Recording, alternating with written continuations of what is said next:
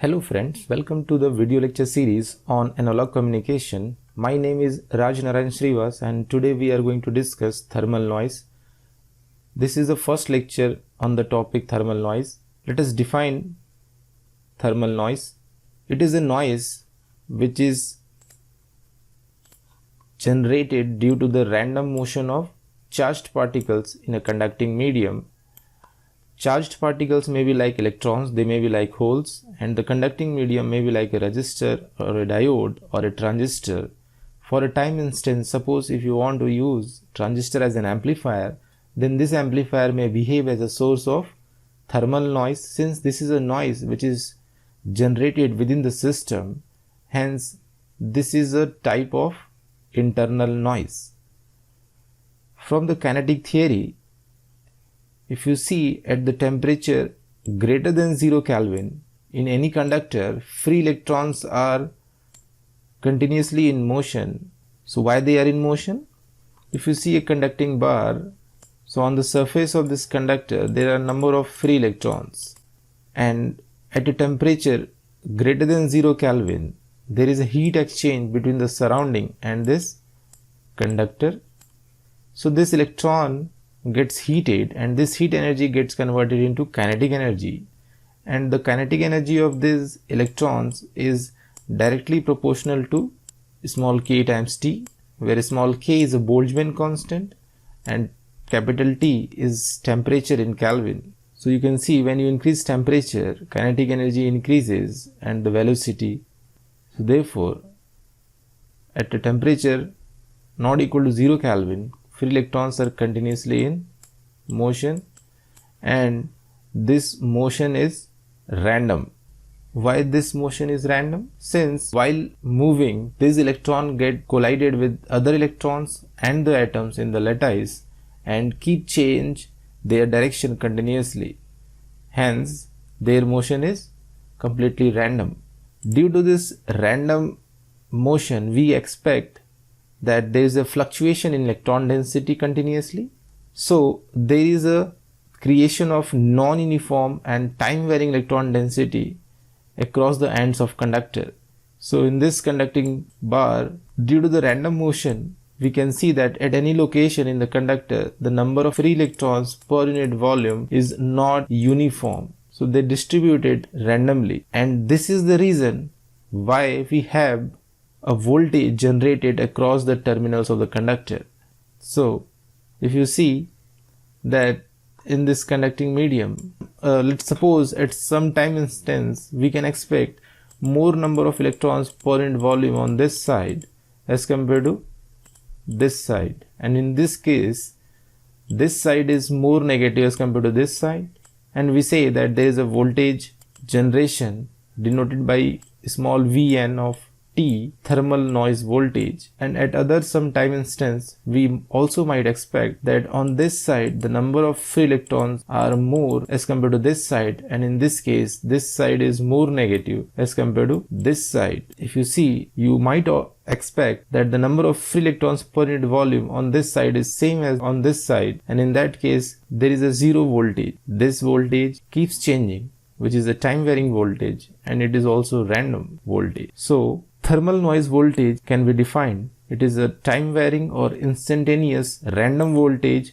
generated across the terminals of conductor, which happens due to thermal effect, or we call it due to the thermal agitation. There is a voltage generation across the terminals of conductor. Since Johnson and Nyquist had performed the experiment of thermal noise across a resistor, hence this noise is also known as Johnson-Nyquist or resistor noise. Let us try to understand generation of thermal noise by using this setup. In the laboratory, we might have seen this oscilloscope, which gives us the waveform across any device or any element. So if you connect a resistor to this oscilloscope, then using Ohm's law, since there is no source connected to this resistor, so we expect a 0 volt line on the oscilloscope. But due to thermal noise, we don't get this 0 volt across this resistor, but we get fluctuations around this zero line, and this fluctuations is known as thermal noise voltage. Typical range of this noise is in micro and nano. The same thing you can see when you connect a resistor to a voltmeter and set it to read RMS value, that is root mean square value across the resistor. Since we have not connected any voltage or current source across this resistor, we should expect this RMS value should be 0. But due to the thermal noise effect, we don't get this RMS value as 0 volt, so we get some voltage in the range of micro or nano. So this is a voltage,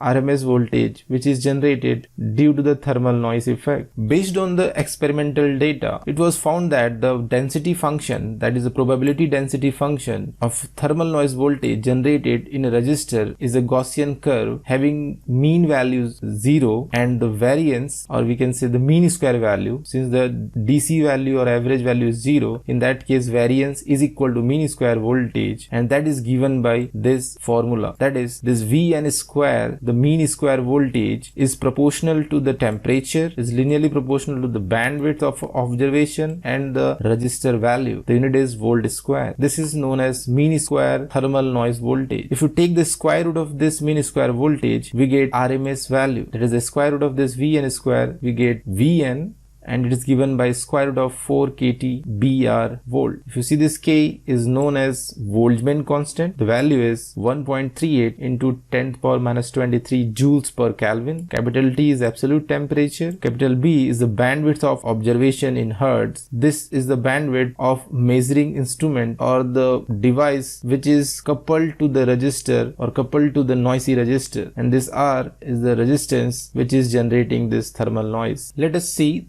the probability density function graphically. Probability density function of thermal noise voltage is a Gaussian density curve with 0 mean and variance given by 4 kT Br. Gaussian curve is a bell-shaped curve which looks like this one. The x-axis or the horizontal axis is the amplitude of thermal noise voltage, which is in volt, and vertical axis represent the probability density. Let's consider the 0 volt, where the probability density function is maximum. It means that the probability of having values near to 0 volt is maximum. If you go away from this low voltages, height decreases. In other words, probability of noise voltage taking higher value is lower. Thus the thermal noise most of the time stays at lower voltage. That you also can see from this time domain waveform. If you observe the waveform, what you observe is this thermal noise voltage most of the time it stays at the lower values. So if you suppose if you take 1000 samples of these values taken at different time instance, you see that the 99% of the time this value is at the lower values, and probability of taking higher values, it's very small. Now from this curve, what we can measure or calculate? If you see from this curve, probability of noise taking positive value or positive voltages are same as the probability of noise that it takes negative voltages. Hence the average value is 0 volt. Since the average value, mean value, we also call it DC value, is 0, which means DC power is 0. So only AC power is non-zero. Hence we have total power is equal to AC power, and AC power is nothing but variance, and total power is nothing but mean square value. Now from this graph, let us find out the probability that this thermal noise voltage takes value in the range from V1 to V2. So let's suppose this is voltage V1 and let's say suppose this is voltage V2, right? So what should be the probability that this thermal noise voltage takes the value between V1 up to V2? So it is nothing but the area under this density function from V1 to V2. So we can write the expression of probability that the voltage, thermal noise voltage,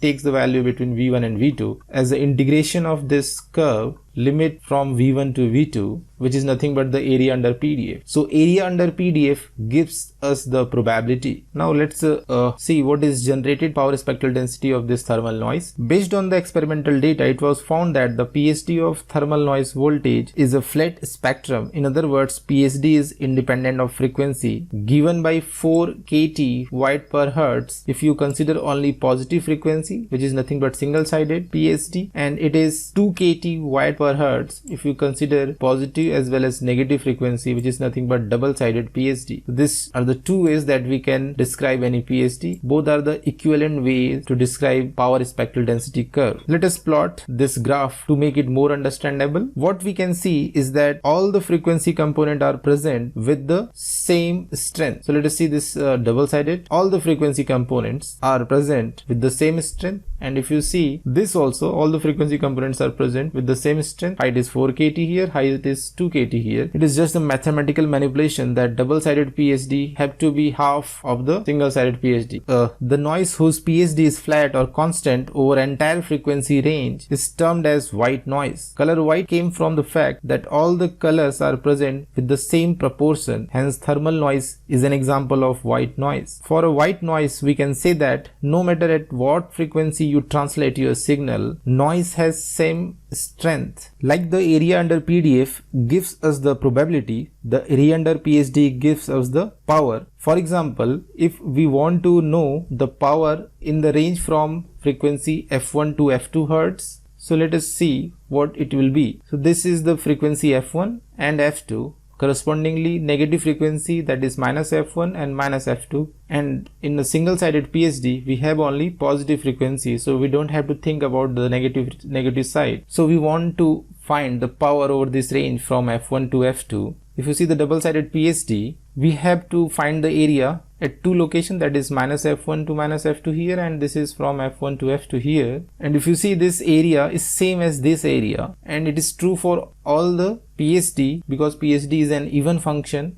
of frequency for all the real valued signal. So this area plus this area will give me the power over the range from f1 to f2 in case of double-sided PSD, and which is nothing but 2 times the area of one region, either of this region or this region. So this is frequency from f1 to f2, and this is PSD, that is SGF, that is double-sided DF. So we are calculating this area. Now for this case, it is the area under this PSD from f1 to f2, that is f1 to f2, that is single-sided PSD. So this is single-sided PSD DF. If you see, this single-sided PSD is 2 times the double-sided PSD, and since 2 is here, these two expressions are always going to be same. So this is why I said that the calculation will not be affected either you work on this double-sided PSD or single-sided PSD. So let me go further and see that one. Since this is a flat spectrum, so this PSD is independent of frequency, which is a constant, so you can take it outside. So you get 2, and this is 2 kT, which is constant, so I should take it out, that is 2 times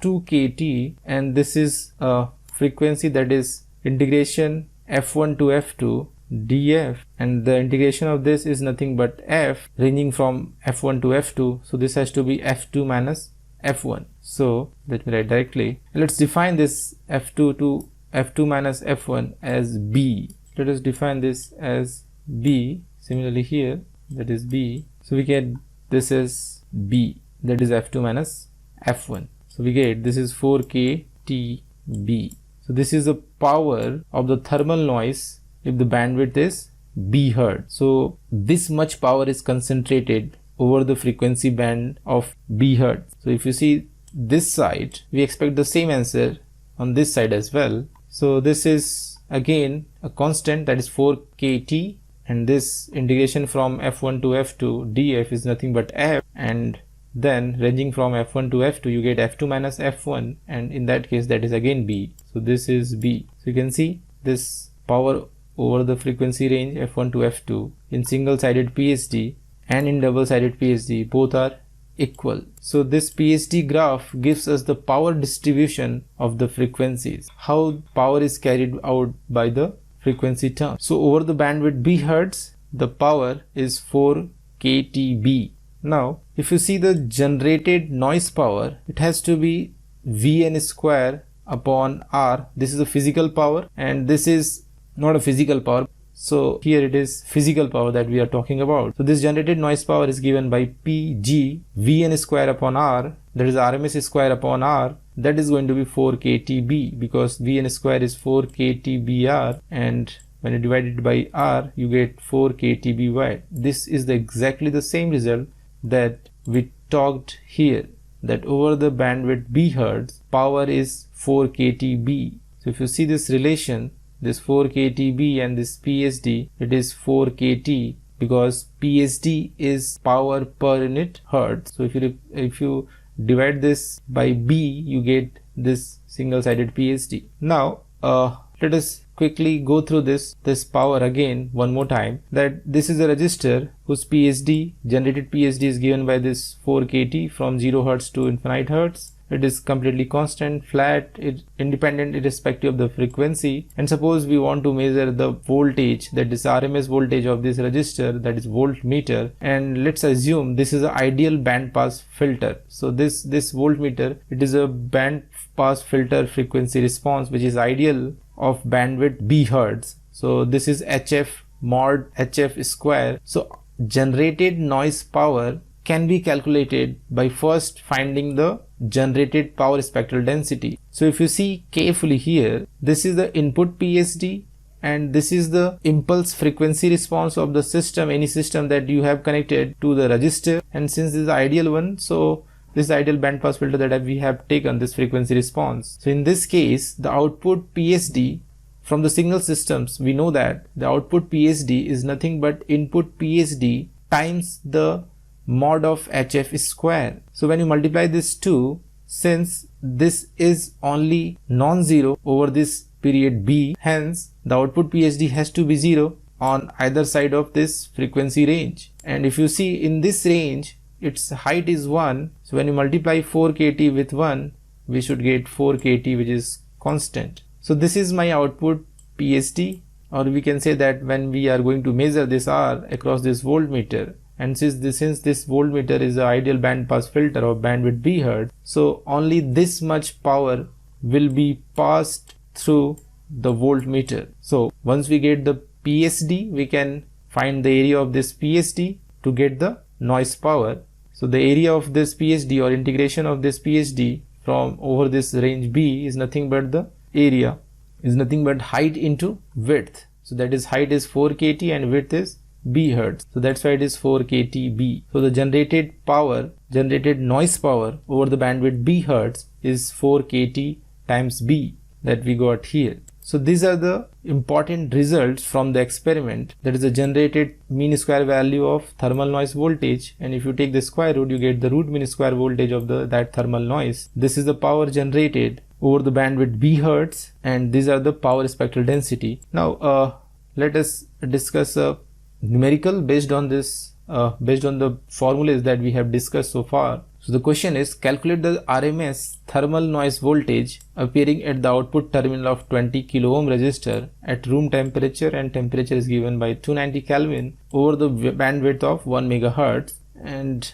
also calculate the noise power generated. So it's quite straightforward. That RMS voltage, it's given by V, and that is square root of 4 kTBR. Just plug these values, that is 4 K is 1.38 into 10 power minus 23. Temperature given is 290 Kelvin, bandwidth is 1 megahertz, and resistance is 20 kilo ohm. So we get 17.89 into 10 power minus 6 volt, that is almost 18 microvolt. Generated noise power we can calculate by using this formula, that is Pg is equal to Vn square upon R, which is nothing but 4 kTB. Again, putting these all values, we get this noise power as 1.6 into 10 power minus 14 watt. This is for the today's lecture. Thank you.